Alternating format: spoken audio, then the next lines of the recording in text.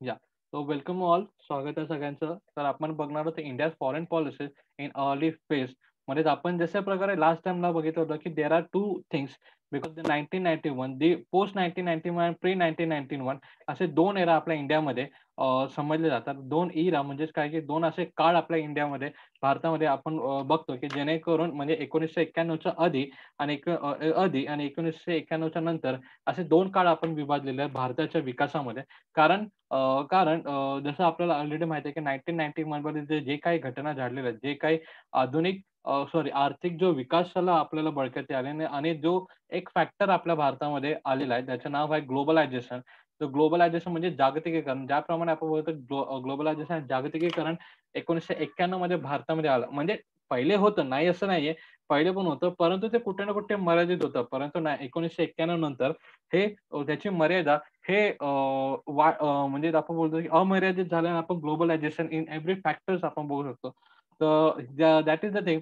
मग त्याचवरून जे ग्लोबलायझेशन जसं झालं म्हणजे जागतिकीकरण जसं झालं, तेच कुठे ना कुठे अल्टिमेटली आपले जे फॉरेन पॉलिसीज आहे म्हणजे आपले परराष्ट्र धोरण आहे, त्याच्यावरती सुद्धा इफेक्ट करायला सुरुवात केली होती. तो ऑलरेडी वी हॅव सीन की आपण ऑलरेडी बघितलेलं की भारतामध्ये कोणत्या-कोणत्या गोष्टी परराष्ट्र धोरणामध्ये म्हणजे फॉरेन पॉलिसीमध्ये इन्क्लुडेड आहेत. Right? So that was the last lecture of our. Right now we will look at the what the things that we have in the first phase. आता आपण बघणार आहोत की पहिल्या फेजमध्ये म्हणजे पहिल्या काळामध्ये म्हणजे 1947 च्या ओके 1947 ते 1991 ह्या ज्या काळामध्ये काय-काय घडलं होतं ते आपण आता बघणार आहोत. सो 1947 टू 1991 मध्ये आपण बघणार आहोत. Right? Let's begin for that.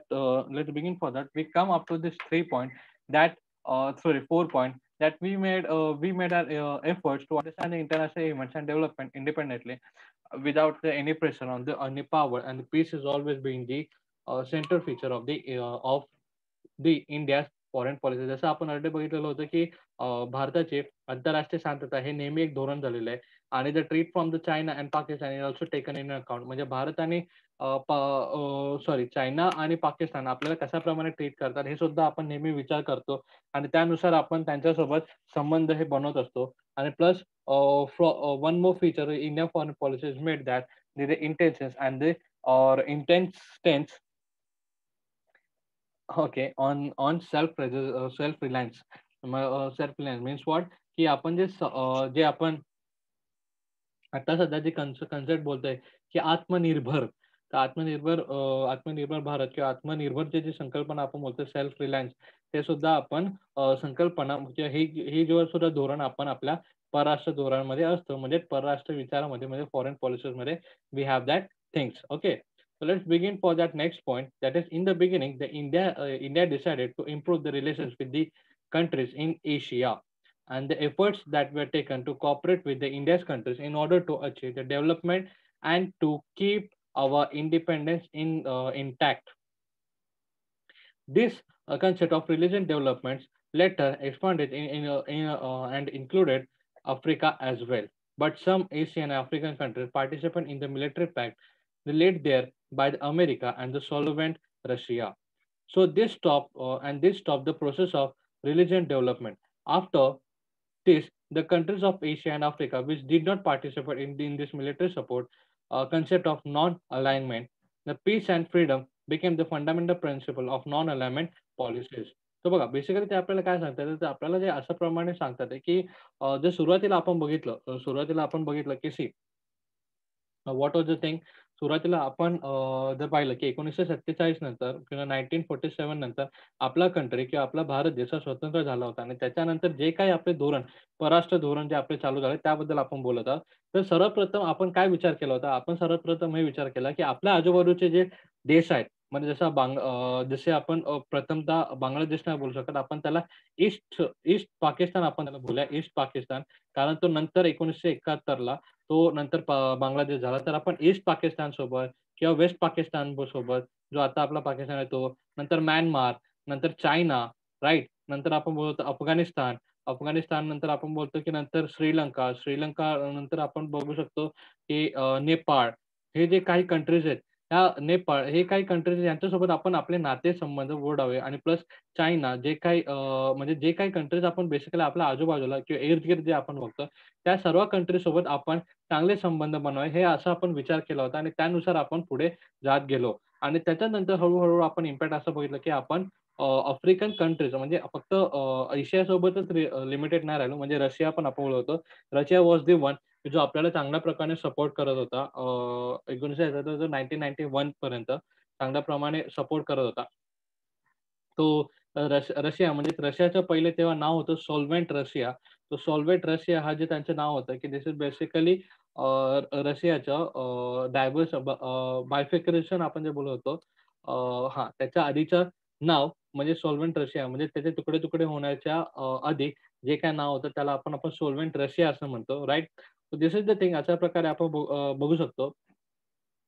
की रशिया झाला व चायना असं म्हणजेच आपण plus Mongolia also is there. Okay. So अशा प्रकारे अ, आपण आशिया खंडातले जे काही राष्ट्र आहेत, त्या राष्ट्रांसोबत आपण आपले नाते चांगले बनवायचा आपण प्रयत्न केला होता. आणि त्यानंतर हळू आपण आफ्रिकांसोबत सुद्धा आपले जे संबंध आहे किंवा नाते आहेत, हे चांगले प्रस्थापित करण्याचा आपण विचार केला होता आणि आपण बनवले सुद्धा होते. परंतु आपण बघतो की त्याच्यामध्ये एक सिनेरिओ, एक घटना आपण बघतो that we called as cold war. Cold war आपण त्याला नेहमी असं म्हणत असतो. त्या कोल्ड वॉर बिटवीन कोणामध्ये होता तर तो होता बेसिकली अमेरिका एंड रशिया या 2 कंट्रीजमध्ये आपण बघू शकतो. जे भव्य मोठे कंट्रीज होते. त्या भव्य मोठ्या कंट्रीजमध्ये आपण अमेरिका आणि रशियामध्ये कोल्ड वॉर असलेला बघू शकतो आणि त्या कोल्ड वॉरमध्ये आपण बघतो ह्याचा इम्पॅक्ट खूप कंट्रीजवर केलेला आहे किंवा खूप कंट्रीजवरती तो वॉरचा इम्पॅक्ट पडलेला आपण बघू शकतो. राइट. सो तो जो इम्पॅक्ट पडला की त्याच्यामध्ये कोणी-कोणी जो मिलिटरीने पार्टिसिपेशन घेतलेलं that we can say after the countries in Asia, Africa which did not participate. So see हां, but some this is the point.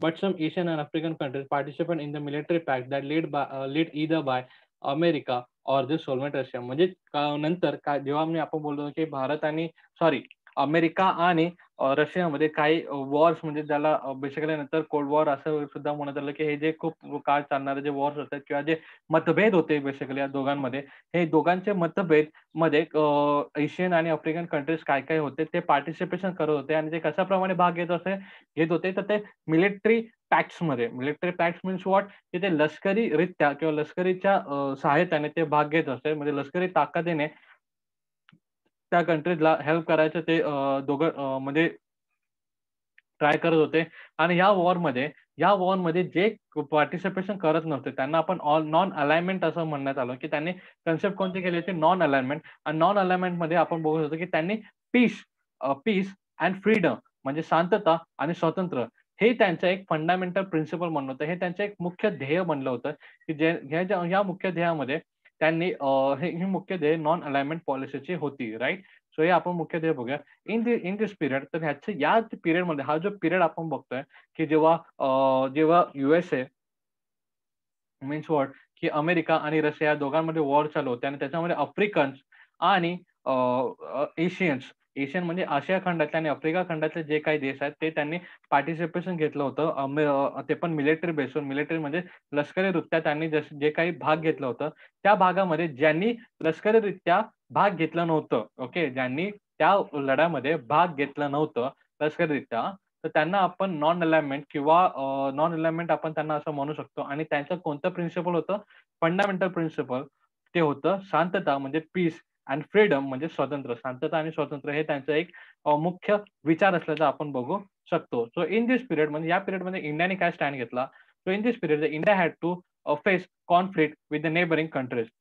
Then rap happen between the India and Pakistan over the Kashmir question in 1947 and 1948 and 1965. In the third war that happened in 1971, Pakistan broke apart and independent. The Bangladesh was created. जसं आपण already बघितलं होतं 1971 ला जो भारताने पाकिस्तान सोबत युद्ध करून आपण जो ईस्ट पाकिस्तान जो आपण बोलतोय बेसिकली ईस्ट पाकिस्तान, त्या ईस्ट पाकिस्तानला आपण बांगलादेश ह्या जो नवीन एक कंट्री किंवा हा एक देशामध्ये आपण त्याला रूपांतर करून त्याला स्वतंत्र केलं होतं, राइट? सो हे जे स्वतंत्र होते किंवा बघा, हा पिरियड जगामध्ये काय चालू होतं? जगामध्ये चालू होतं कोल्ड वॉर म्हणजे ज्याला आपण रशिया रशिया आणि अमेरिका यांच्यामधला एक कॉन्फ्लिक्ट आपण बोलतो सोव्हिएट रशिया. बघा सोव्हिएट रशिया आणि अमेरिका यांच्यामध्ये एक वॉर बोलू शकतो आणि या वॉरमध्ये भारतावर सुद्धा एक काही ना काय परिणाम होत होता. भारताचे काय परिणाम होत होता तर भारतामध्ये त्याचेच शेजारचे जे होते शेजारचे जे देश होते बघा जस्ट 1947-1948 म्हणजे बघा जस्ट स्वातंत्र्य मिळालं आणि आपल्यावरती अटॅक झालं होतं बाय पाकिस्तान. पाकिस्तानद्वारे आपला जो देश आहे तो हडपून करण्यासाठी किंवा आपण बोलतो जस्ट स्वतंत्र बघा त्यांनाही 1947 बघा 14 आपण बोलतो 15 ऑगस्ट आपला 1947 15 ऑगस्ट 1947 हा आपला स्वातंत्र्य आणि 14 ऑगस्ट 1947 हा पाकिस्तानचा स्वातंत्र्य. ह्या दोघंही कंट्री हे अस्थिर होते त्यावेळेस आणि प्लस त्या दोघंही कंट्री आपण बघू शकतो हे कुठे ना कुठे स्टेबल नव्हते आणि तरी सुद्धा पाकिस्तानने आपल्यावरती वॉर केला होता. आपल्यासोबत त्यांची लढाई झाला होता. ते पण कधी 1948, 1965, 1971 असे 3दा आपले आणि त्यांचे वॉर झाले होते. आणि त्या वॉरमध्ये म्हणजे अजून बरेच झालेत, बट स्टिल जे आपण बोलत आलो, की ज्याच्यामध्ये परराष्ट्र धोरण आपण बेसिकली बोलतोय, तर त्याच्यामध्ये आपण बोलत होतो, की 1970च्या वॉरमध्ये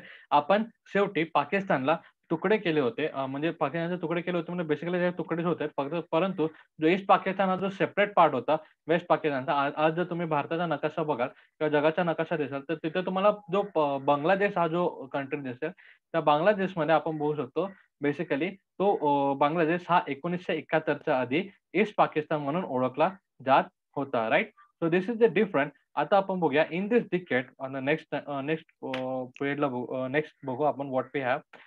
so in the decade of the 90s there came about some stability in India's foreign policy. India had risen as a powerful region in South Asia by conducting the nuclear test in 1974. India has also proved the nuclear capability from 1980. However, some changes began to take place in order to increase the cooperation among the South Asian countries. Okay, so we will stop over here. तर बघा याच्यानंतर आपण बोलतो की याच्यानंतर काय झालं की जो आपला 1974 मध्ये जो न्यूक्लिअर टेस्ट आपण केले होते. न्यूक्लिअर टेस्ट म्हणजे काय? परमाणू चाचण्या जो न्यूक्लिअर बॉम्ब आपण जो बोलतो बेसिकली न्यूक्लिअर बॉम्ब म्हणजे आपली जी कंट्री होती, आपला देश आहे, तो न्यूक्लिअर कंट्रीचा म्हणजे काय की आपल्या देशाकडे न्यूक्लिअर बॉम्ब म्हणजे परमाणु बॉम्ब आपल्याकडे आहे. राइट? ज्याच्यावरती आपण already we have that concept की हिरोशिमा, नागासाकी. हे जे नाव ऐकले असेल, तर त्या नावामध्ये आपण बघू शकतो का की विध्वंस झाला होता.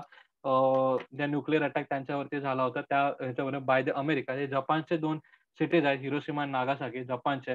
परंतु त्यांच्यावरती अटॅक केला होता अमेरिकेने. तर त्याच्यावर किती विध्वंस झाला ते आपल्या सगळ्यांना माहिती आहे. तर तशा प्रकारचे आणि त्याच श्रेणीचे ओके, त्याच श्रेणीचे किंवा तेवढा विध्वंस करणारे जे बॉम्ब होते, ज्याला आपण न्यूक्लिअर बॉम्ब म्हणतो, ते न्यूक्लिअर बॉम्ब भारताकडे सुद्धा आले होते. भारताने ते स्वतः बनवले होते आणि त्याची चाचणी सुद्धा सफलप्रमाणे आपण केली होती. बघा 1947ला बेसिकली आपण बघतो की we became the nuclear country. That is the thing. आणि त्यामुळे ते बनण्याकारणाने आपला 1970 च्या काळामध्ये जो 1970 आणि 1980चा जो वर्ष आहे, त्या वर्षामध्ये आपली जी सिद्धता आहे. फर्स्ट थिंग आपल्याला माहिती आहे की आपण 1971ला काय केलं होतं आणि त्याच्यामुळे आपली जी पहिचान होती. म्हणजे बघा जसं आपण वी ऑलरेडी सीन जो आपला बांगलादेश आपण सेपरेशन केला होता. भले आपण ती वॉर जिंकली. ओके. नीट लक्ष द्या. भले तो आपण वॉर जिंकला, तो युद्ध आपण जिंकला होता, तरी सुद्धा आपण बांगलादेशला काबीज न करता किंवा ईस्ट पाकिस्तानला आपण बोलत होतो, ईस्ट पाकिस्तानला काबीज न करता त्याला स्वतंत्र आपण सोडून एक नवीन देश प्रस्थापित करण्याला त्यांना एक चान्स दिला आणि अपॉर्च्युनिटी दिला. हा जो इन्सिडेंट झाला किंवा हा जी प्रक्रिया झाली त्याच्याने भारताची रेप्युटेशन तर थोडी म्हणजे भारताची एक रेप्युटेशन थोडी वाढलीच होती. बट स्टिल त्याच्यानंतर काही वर्षानंतरच आपण बघू शकतो, की जो न्यूक्लिअर टेस्ट सक्सेसफुली आपण केलं. त्यानुसार भारताचं जो वजन होतं म्हणजे इंटरनॅशनली म्हणजे आपण बोलतो की जागतिक दृष्ट्या भारताचे जे महत्त्व होतं ते अजून अधिक वाढलेलं होतं.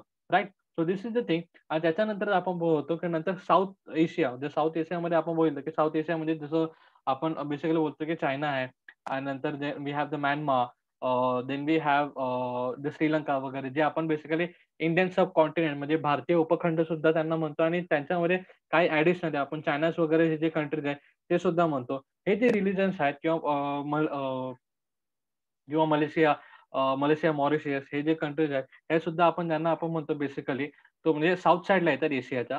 तर हे एशियाच्या साउथ साइडला येणारे कंट्रीज मध्ये भारताचं स्थान हे जरा महत्त्वाचं झालेलं आपण बघू शकतो. आणि त्या महत्त्वाच्या स्थानला म्हणजे बघा, जो साउथ एशियन कंट्रीज ह्याच्यामध्ये भारताचं थोडं महत्त्वाचं स्थान असल्या कारणाने नंतर आपण बोलू शकतो, की south Asian association of the regional cooperation म्हणजे बघा, की दक्षिण आशियाचं एक संघ बनलं होतं, ज्याला सार्क असं म्हणण्यात आलं, की was established and India initiated the dialogue to improve the relation with the China and India also started the interaction with America for cooperation in their field of security.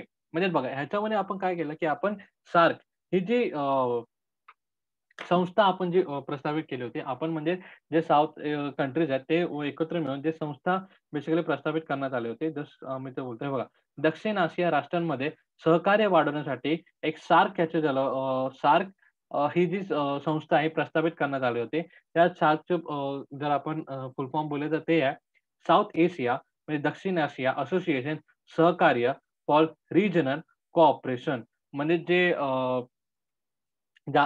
आपण बोलतो रिजनल गोष्ट म्हणजे त्या गोष्टी म्हणजे आपण जे साउथ कंट्रीज आहोत, साउथ एशियन कंट्रीज जे आहोत, म्हणजे दक्षिण भागातले जे दक्षिण एशिया कंट्रीज आहेत, ते आपले काही प्रश्न होते, ते आपण सोडवूया. अशा प्रकारचे जे असोसिएशन म्हणजे एकमेकांना मदत करून आपण आपले प्रश्न सोडूया. अशा प्रकारचा तो कोऑपरेशन एक हे आहे ऑर्गनायझेशन राइट? जो एक संघ आहे. तर ते संघ आपण बघू शकतो आणि या संघाद्वारे आपण बोलू शकतो नंतर भारताने चायनासोबत जे आपले नाते जे खराब होते, म्हणजे चायनाचा पण आपल्यासोबत वॉर झाला होता, नाही असं नाही, ओके. तर चायनाचा सुद्धा आपल्यासोबत वॉर झाला होता आणि ते चायनाचे जे वॉर होते किंवा त्यामुळे भारत आणि चायनामध्ये कुठे ना कुठे एक मतभेदाचा किंवा कुठे ना कुठे एक अडचणीचा नाता बनला होता, जो अजूनही आपण बघू शकतो. तो जो नाता आहे किंवा तो जो मतभेद आहे किंवा ते जे काही प्रश्न आहेत, ते सोडवायचं भारताने इनिशिएटिव्ह घेतला आणि सोबतच ओके, सोबतच भारताने अमेरिकेसोबत सुद्धा नाते वाढवले, की जेणेकरून भारत हा जर सिक्युरिटी बेसिसमध्ये जर समजा, की उद्या जाऊन जर Bharat, Pakistan sorry China end Pakistan हे दोघे मिळून जर आपल्यावरती अटॅक केले, तर आपल्याला सिक्युरिटीसाठी आणि मदतची गरज आपल्याला भासेल. यासाठी भारताने अमेरिकेसोबतही आपले नाते जरा चांगले बनवले होते आणि ती सिक्युरिटी आपल्याला प्राप्त व्हावी याचं एक अश्युरन्स त्यांनी घेतलं होतं. म्हणजे त्या गोष्टीचा एक आपण बोललो होतो काम त्यांनी केलं होतं. म्हणजे त्याची एक बोलतात ना, एक हमी मिळावी. हमी मिळावी, की त्याची एक सिद्धता व्हावी ह्याच्यासाठी भारताने प्रयत्न केले होते. So this is the thing आपण बघितलं होतं, की साउथ कशाप्रमाणे हळू-हळू तो फेज आपण बघतोय आणि त्या फेजमध्ये काय-काय घटना घडतात ते आपण बघणार आहोत. जो फर्स्ट स्टेज आपण जे बोलत होतो, की 1947-1991 आणि प्लस 1991च्या नंतरचं पुढचं आत्तापर्यंत ते आपण बघणार आहोत पुढच्या सेशनमध्ये. करेक्ट. ह्याच्यात कोणाला काही डाउट असेल यू गाईज कॅन आस्क. परंतु हे कशाप्रकारे धोरण आपली डिझाइन होतं आणि कोणत्या-कोणत्या घटना हे घडत गेल्या, की जेणेकरून आपण जे बोलतो आपलं जे स्थान आहे, भारताचं जे स्थान आहे, हे कशाप्रमाणे वाढत गेलं. हळू कशाप्रमाणे आपल्याला इम्पोर्टन्स हे भेटत गेला. पहिलेच तुम्हाला एक सांगितलेलं होतं, की भारत हा एक असा देश आहे, हा फक्त स्वतःच्याच ग्रोथचा नाही, तर आपल्या आजूबाजूच्या असणारे जेवढे काही देश आहेत, त्यांचे सुद्धा ग्रोथ करायचा. म्हणजे जसं आपण नेपाळ झाला, नेपाळ झाला, त्यांचे सुद्धा ग्रोथ करण्याचे आपण नेहमी विचार करत असतो. तर this is how we can say we can say India is important in the aspect of South Asian countries. म्हणजे जर आपण दक्षिण आशियाई जर देश आपण बोललो, त्या देशामध्ये भारत हा देश एक अतिशय महत्त्वाचा देश आपण बघू शकतो. कारण तो फक्त स्वतःच्याच प्रगतीचा विचार नाही करत, तर तो आपल्या स्वतःच्या सोबतच हे जे बोलतात ना अंडर डेव्हलपमेंट म्हणजे किंवा जे डेव्हलपिंग कंट्रीज आहेत, दुसरे जे कम विकसित किंवा जे विकसनशील देश आहेत, त्यांचे सुद्धा प्रगतीचा तो नेहमी विचार करत असतो आणि तो त्यांचा सुद्धा एक कुठे ना कुठे एक नेतृत्व हा करत असतो हे आपण बघू शकतो. ठीक आहे. त्यात कोणाला काही डाउट असेल यू गाईज कॅन आस्क. कोणाला काही डाउट?